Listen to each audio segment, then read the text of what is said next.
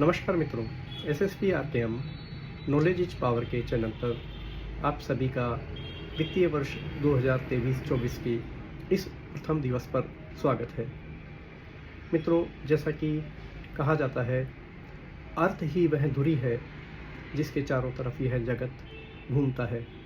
और कुछ दुर्लभ अपवादों को अगर छोड़ दें तो यह बात सत्य भी है। कोरोना महामारी के बाद में कई सारे देशों की और साथ में ही व्यक्तियों की भी अर्थव्यवस्थाएं रिकवरी के दौर से गुजर रही हैं। तो आइए वित्तीय वर्ष के इस प्रथम दिन वित्तीय वर्ष 2023-24 के संबंध में कुछ बातें करें। सर्वप्रथम, यदि आपने अभी तक भी अपना पैन आधार लिंक नहीं कराया है तो भारत सरकार ने आपको 30 जून 2023 तक की और छूट दे दी है। अब 1 जुलाई 2023 से पैन इनएक्टिव होंगे और जो पेनल्टी की राशि है वो समान है, सिर्फ 1000 रुपया। नंबर 1।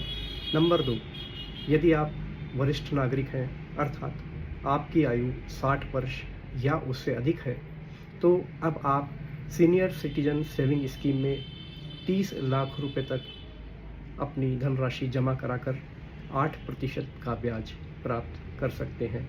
साथ ही मंथली इनकम स्कीम में जमा राशि की जो सीमा पहले 4,50,000 रुपये थी वह 9 लाख रुपये हो गई है। नंबर 3, महिला सम्मान निधि के नाम से हमारी वित्त मंत्री निर्मला सीतारमण जी ने बजट में जिस स्कीम की घोषणा की थी वह भी आज से प्रारंभ हो गई है। भारत की नारी शक्ति इसमें 2 लाख रुपए जमा कराकर 7.5 अर्थात 7.5% की दर से ब्याज प्राप्त कर सकती हैं। दोस्तों, LIC में इंश्योरेंस की जो भी लाइफ की पॉलिसीज़ है उसमें 5 लाख रुपए से अधिक का अगर प्रीमियम है तो अब आने वाले वर्षों में उस पर जो मैच्योरिटी वैल्यू प्राप्त होगी वह टैक्स फ्री नहीं होगी। इस बात का आपको ध्यान रखना होगा।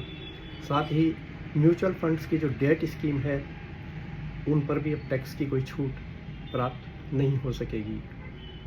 इसके अतिरिक्त UPI पर कुछ चार्जेज लगने की बात, या इसको कह सकते हैं कि यह भी एक अफवाह फैली हुई है। दोस्तों, UPI पर जो चार्जेज सजेस्टेड किए गए हैं वो केवल मर्चेंट ट्रांजैक्शंस पर ही है और आम आदमी पर उसका कोई भी प्रभाव नहीं पड़ेगा। इसके अतिरिक्त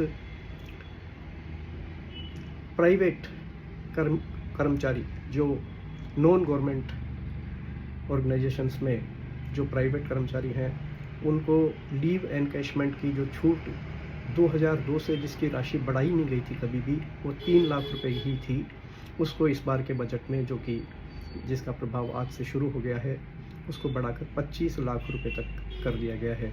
अर्थात किसी प्राइवेट कंपनी या फर्म में काम करने वाले व्यक्ति को लीव एनकैशमेंट के नाम पर यदि 25 लाख रुपए तक मिलते हैं तो उस पर कोई कर नहीं लगेगा।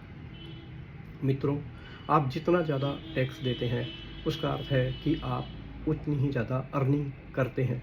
तो जो टैक्स देना है, जो आपकी जेन्युइन प्लानिंग के अनुसार टैक्स देना है उसको आप दीजिए और इधर उधर से प्राप्त होने वाले छुटपुट इनपुट्स पर आप ध्यान मत दीजिए, क्योंकि जैसा कि आपने अभी पिछले दिनों अखबारों में पढ़ा ही होगा कि पॉलिटिकल पार्टीज को जो डोनेशंस जिन लोगों ने दिए हैं उनकी जांच के लिए हज़ारों notice income tax department issue कर रहा है, क्योंकि उसमें ये माना गया है कि एक हाथ से पॉलिटिकल पार्टीज को डोनेशन दिया गया है और वो दूसरे हाथ से उसमें से कुछ परसेंटेज काट के वापस ले लिया गया है।